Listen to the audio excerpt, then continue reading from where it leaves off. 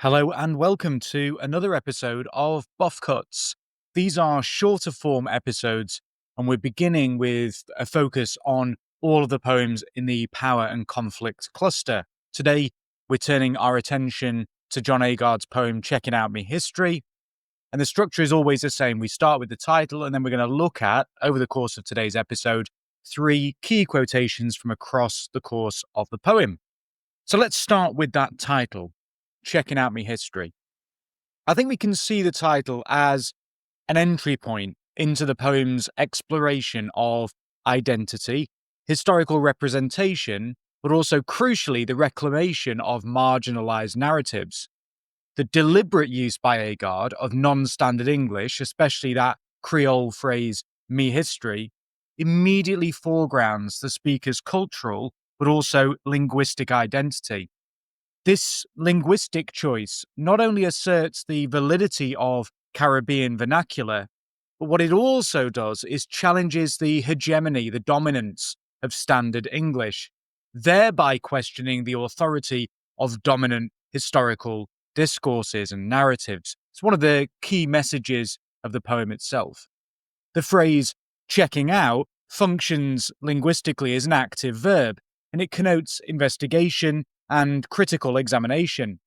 This suggests that the speaker of the poem, perhaps Agard himself, is not passively receiving history, but is instead engaging in a deliberate process of scrutinizing and reclaiming historical narratives that have been systematically excluded from mainstream education.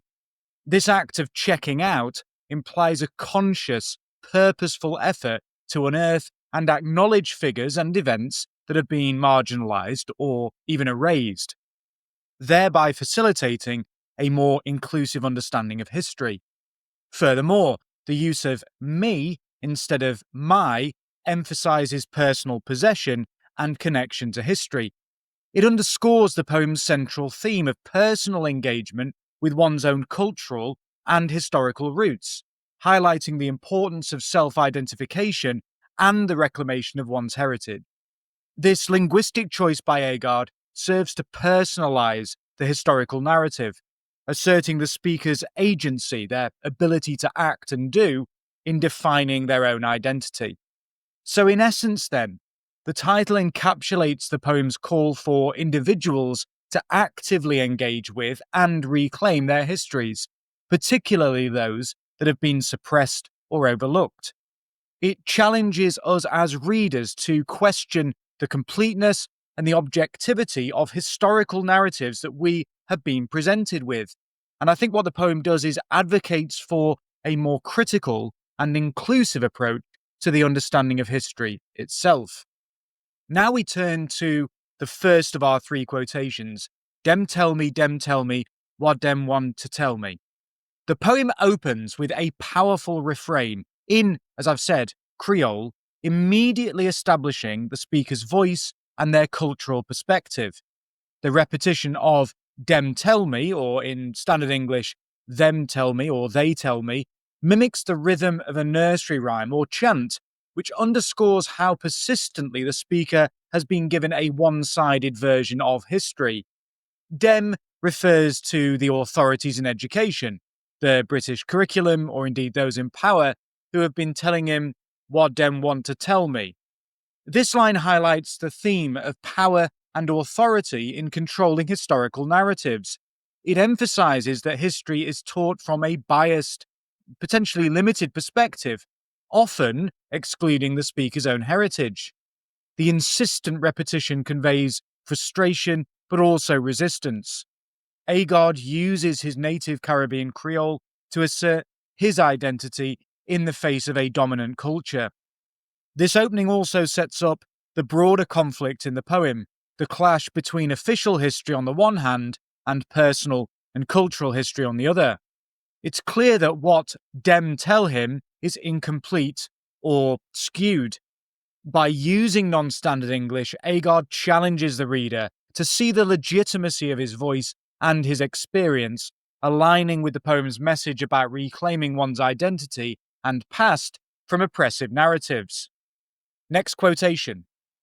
Bandage up me eye with me own history, blind me to my own identity.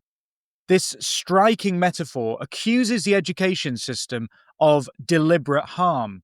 Bandage up me eye suggests that the speaker's sight is being covered or wounded under the pretense of care. A bandage should heal. Here, it's used to blind. What is it made of? Me own history. The irony is that the speaker's true history, Caribbean and broader African heritage and figures, is actually being used as a tool to blind him by omission or distortion. The next line, blind me to my own identity, makes the meaning explicit. By obscuring the history of his people, the authorities have prevented him from seeing who he really is. This couplet highlights themes of identity and power. Those in power control the historical narrative through the school curriculum, effectively oppressing the speaker's understanding of self. The use of the verbs bandage and blind carry violent, damaging connotations, implying this erasure of history is an act of aggression and deep harm. Poetically, Agard's use of his dialect in me I and me own identity reinforces that identity. He reclaims his language even as he describes its suppression. These lines illustrate the conflict between personal heritage and colonial education. In terms of technique, the metaphor and alliteration of B sounds, bandage, blind, those plosives, draw attention to the harshness of the act itself. Agard is emphasizing that to strip someone of their history is to limit their power and sense of self, a core message of the poem. Okay, final line, final quotation. I carving out me identity. The poem concludes with this short, emphatic line, which shifts to the first person I, after many stanzas of referring to them and describing others. The verb carving out is vivid and forceful. It evokes the image of chiseling wood or stone, implying that forging one's identity is an active, potentially laborious, but also creative process. It also has connotations of something permanent being made, like a carving in stone. The speaker is inscribing his identity into history now. The line's final lack of punctuation mark, in the poem it's open-ended, suggests this process is ongoing. This quotation directly addresses the theme of identity.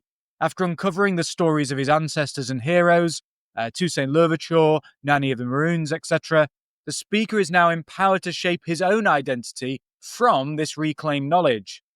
It also touches on power. The speaker seizes power back from those who once told him what to think. The defiant tone in the word carving indicates strength and resilience. Agard writes again, me identity in dialect, reaffirming his cultural identity in language too. Poetic technique here includes the metaphor of carving. Identity is a tangible object to be formed, and the present continuous tense, carving, which shows both determination and continuity. This final line ties the poem's message together. Despite the conflict with authoritative history, the speaker asserts his right to self-definition, actively creating an identity that incorporates his suppressed heritage. It is a hopeful, empowering resolution to the poem's exploration of conflict between colonial history and personal history.